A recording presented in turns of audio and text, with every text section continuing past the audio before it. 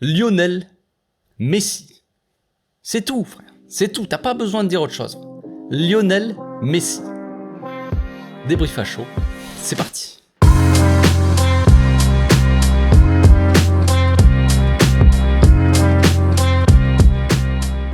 Au passage, n'hésitez pas à vous abonner, liker et commenter. C'est le meilleur moyen de me soutenir et ça fera plaisir à tonton.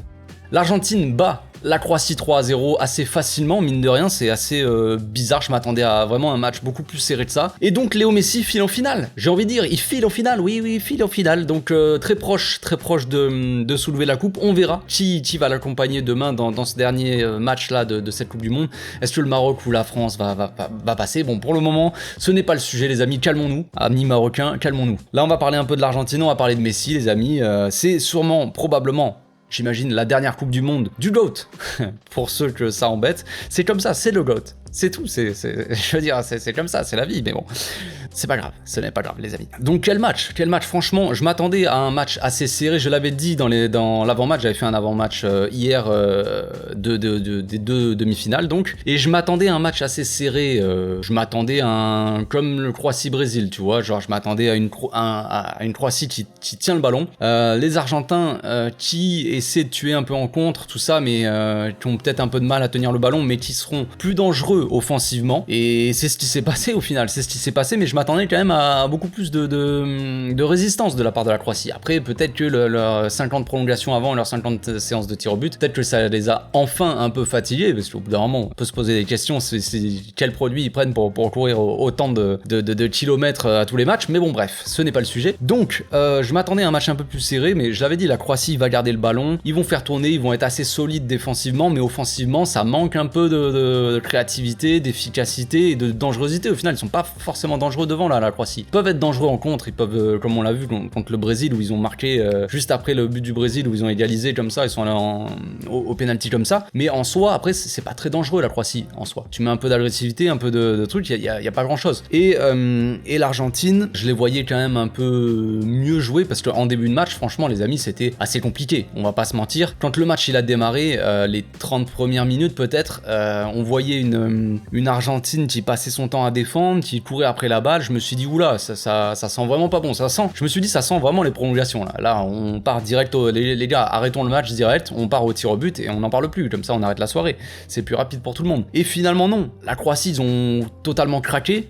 peut-être psychologiquement plus que physiquement peut-être, je ne sais pas, mais ils avaient l'air de maîtriser un peu leur sujet, mais ça c'était un peu de la poudre de perlimpinpin frère, tu connais, poudre aux yeux, j'ai envie de dire, parce que en soi, l'Argentine a totalement maîtrisé son match, clairement de A à Z en fait. Ils ont totalement maîtrisé le match parce qu'à aucun moment ils ont été en danger, à aucun moment on a senti vraiment l'Argentine qui pouvait prendre un but, on va dire, à quelques moments peut-être des petites actions, mais franchement pas de, tu sais, des grosses actions où ton cœur il soulève, t'es là, oh, il va se passer un but, eh ben non frère, à aucun moment il y avait vraiment ça, c'était plutôt tranquille côté argentin, ils arrivaient à récupérer des ballons, à faire bloc devant la surface, l'agressivité qu'il fallait d'Otamendi, qui est un boucher, on le connaît, Romero, tout ça, dans la relance, c'était compliqué parce que l'Argentine, ils avaient du mal à garder le ballon, enfin, il y a des moments où vraiment ils arrivaient pas du tout à garder le ballon, c'était presque flippant, tu te dis, c'est bizarre quand même, tu vois, parce qu'ils nous ont habitués à un peu mieux, mais finalement, c'était assez facile, et ça s'est joué sur un long ballon au final, enfin, c'est là où ils ont été les plus forts en fait, les Argentins, c'est comme ça qu'ils ont marqué leurs deux premiers buts, c'est sur un long ballon pour Julian Alvarez qui a sorti un match, encore une fois les amis, mais monstrueux. C'est ça aussi qu'on va noter,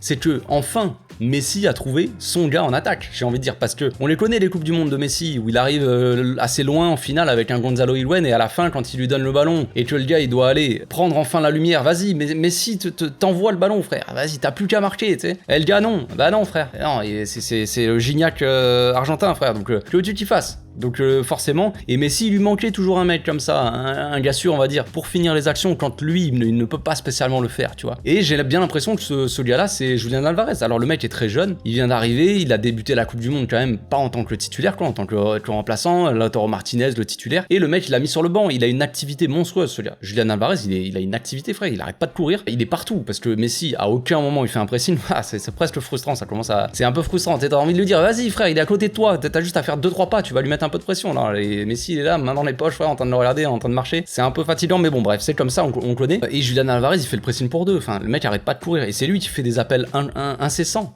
Et on les a vus dans les matchs d'avant, c'est pareil, Julian Alvarez qui fait 1 milliard d'appels, il lui envoie des ballons, le mec il se bat sur le moindre ballon, c'est un mort de faim le gars, c'est un mort de faim tout simplement. Donc, long ballon, le gars mort de faim, il y va, il essaie de marquer, bon, il fait un vieux truc il a touche du pied, mais vite fait, enfin genre, ça va pas dans les buts. Et penalty, le goal le rentre dans le joueur, bon, ça peut être discutable, j'imagine que les mecs qui sont pas forcément supporters de l'Argentine, ou s'ils sont carrément anti-Messi, ou anti ce que tu veux, peuvent dire, ouais, il y a pas penalty, on leur donne un penalty, bon, ça peut s'entendre, éventuellement, moi je pense quand même qu'il y a penalty, je pense que tout le monde aurait sifflé penalty là, généralement quand il y a un contact, un gros tampon entre le gardien de but et l'attaquant, et sur une grosse occasion de but, généralement, il y a faute. Mais après, là, il y a le truc de le joueur, l'attaquant, il touche avant la balle, et elle serait pas allée dans les cages, tu vois. Et après, il le tape, tu vois. Peu chipoté comme ça, bon, moi je pense quand même qu'il y a penalty, je veux dire, il lui rentre dedans, bref. Donc penalty, Messi s'en charge assez violemment, j'ai envie de dire, et il arrache les cages.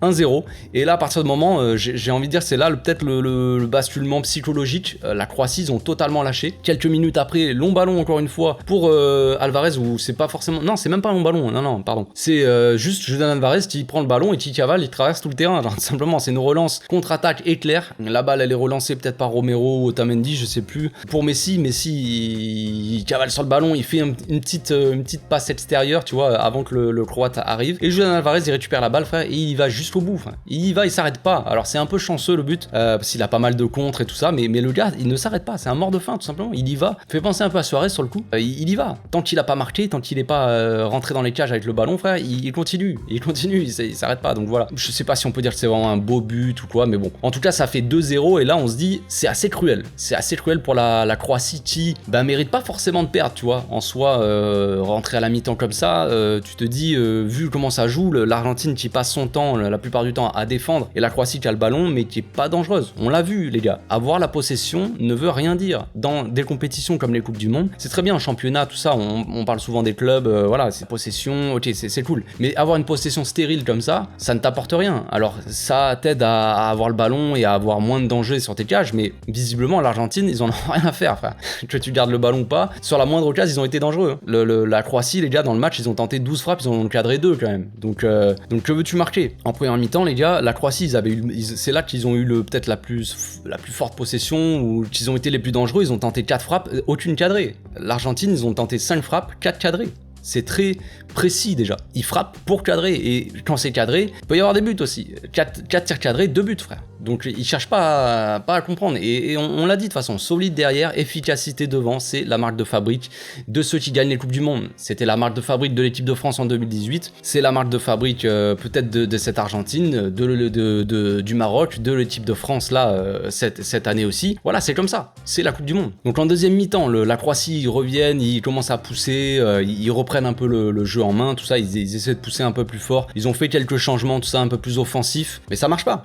Alors là, la Croatie a tenté un peu plus de frappes, ils ont tenté 8 frappes en deuxième mi-temps, mais ils en ont cadré 2 toujours, donc aucun vraiment danger sur cette cage. Et l'Argentine, ils ont tiré 4 fois aux cages, ils en ont cadré 3, donc c'est encore très précis, on va dire, et plus ou moins efficace. Sur une action, le troisième but, les amis, c'est Messi, que veux-tu que je vous dise? Il faut souligner quand même le match. On peut me dire ce qu'on veut, Messi, il a pas fait un bon match, ou j'en sais rien, je connais ceux qui n'aiment pas Messi, ok, pourquoi pas, mais quand même, quand tu vois que Messi, il est marqué à la culotte. Guardiola, le meilleur défenseur de cette Coupe du Monde-là, qui est monstrueux, qui a fait encore un très bon match, il est sur le dos de Messi, frère. Il lui a grimpé sur le dos, Messi le portait sur ses épaules, allez, on y va, frère, vas-y. Et quand tu vois ça, que Guardiola, le meilleur défenseur de la Coupe du Monde, il est sur le dos de Messi pendant tout le match, et que Messi, il arrive quand même à sortir des actions comme il a fait sur le troisième but, ou même pendant tout le match, tu peux évaluer un peu la performance de Messi ce soir, parce que c'est une très grosse performance. Le mec a 35 balais, frère. Je suis plus jeune que Messi, et moi, que veux-tu que je fasse? J'ai du mal à me lever de mon canapé pour revenir au fauteuil pour vous faire une vidéo, frère. Déjà, j'ai mal au dos. Messi, il est là sur le terrain, frère, à pochetter des mecs de 20 ans et à dribbler tout le monde. Il est 1 contre 4, frère, il passe tout le monde. Que veux-tu que je te dise, moi? C'est Messi. Donc voilà, magnifique action, Messi qui se joue de Guardiola, le pauvre, et qui va servir Julian Alvarez pour le doubler. Du gamin, franchement, très gros match. Franchement, si on doit retenir des joueurs ce soir, évidemment, on peut retenir Messi, forcément, comme d'habitude, j'ai envie de dire, mais Julian Alvarez a été monstrueux déjà dans cette Coupe du Monde. Et dans ce match-là, encore une fois, pour moi, l'homme du match, c'est quand même Alvarez, parce que, ok, Messi, là, c'est lui le meneur de l'équipe, tout ça, c'est lui le chef d'orchestre, mais quand même, Alvarez, s'il est pas là, il y a pas beaucoup de buts quand même, parce que c'est lui qui provoque le penalty, c'est lui qui marque le deuxième but, et c'est lui qui marque le troisième but, quoi. Donc, quand même, il est assez. Après, vous voulez me dire s'il n'y a pas Messi non plus, mais quand même, Julian Alvarez, dans le résultat, il y est pour beaucoup. Il y est pour beaucoup. Au passage, on a vu Dybala rentrer sur le terrain, donc on s'est dit, on se demandait s'il faisait partie de l'équipe, tout ça, les amis. Pour ceux qui se posaient des questions, j'ai vu en commentaire, ça a posé beaucoup de questions. Où est Dybala? Pourquoi il joue pas? Il est rentré, les amis. Est-ce que ce serait pas est-ce qu'on célébrerait pas cet événement, franchement? Il est rentré, bon, il a pas fait grand chose, mais là, il a fait rentrer pas mal de mecs, Foyce à droite aussi, Palacios, des mecs qui ont pas l'habitude de jouer. C'est cool pour Dybala, voilà, il aura participé, il aura joué quelques minutes, c'est cool. Donc si on doit retenir des matchs, je reviens à ça, hein, comme j'ai dit, Messi, Alvarez, et évidemment toujours au milieu Enzo Fernandez qui fait un travail monstre, j'ai envie de dire McAllister aussi, offensivement, il fait pas toujours les bons choix franchement, mais il fait un gros travail de récupération, il a un gros volume, il court beaucoup, on le voit à la fin, il est un peu cramé le type, il court beaucoup, défensivement, voilà, c'était dur, hein. Les Argentins, ils ont très bien défendu, ils ont fait un 4-4-2 frère, classique, mais ils ont tous défendu en bloc, et ils attendaient les contres pour tuer les mecs, et franchement, ça a marché tout simplement, en attaque, à chaque fois qu'ils attaquaient les mecs, ils étaient pas beaucoup, il y avait Messi, il y avait Julian Alvarez forcément qui cavale comme un taré, il y avait soit Rodolfo de Paul, soit McAllister, mais voilà, offensivement, il y avait pas 50 attaquants non plus pour créer du danger, tu vois, chaque fois devant ils étaient 3-4 quoi, et ça marchait. Donc on a retrouvé un peu cette Argentine tueuse, peut-être cette Argentine un peu chanceuse, peut-être qu'ils avaient une bonne étoile ce soir, je ne sais pas. Cette première mi-temps elle est assez chanceuse quand on voit le penalty, l'autre but d'Alvarez où il a quand même 50 comptes pour lui. C'est comme ça, c'est la marque aussi des champions, j'ai envie de dire. C'est que les mecs ils ont cette petite truc de chance en plus aussi qui te font aller au bout. On verra où ça va mener tout ça, on verra la finale, ce que ce sera la finale, on aura la réponse demain. Donc on va se laisser ici les amis, je pense que j'ai fait le tour. On se retrouve demain pour le débrief France-Maroc, gros match j'imagine très attendu. D'ici là portez-vous bien, passez une très très bonne soirée. Ciao.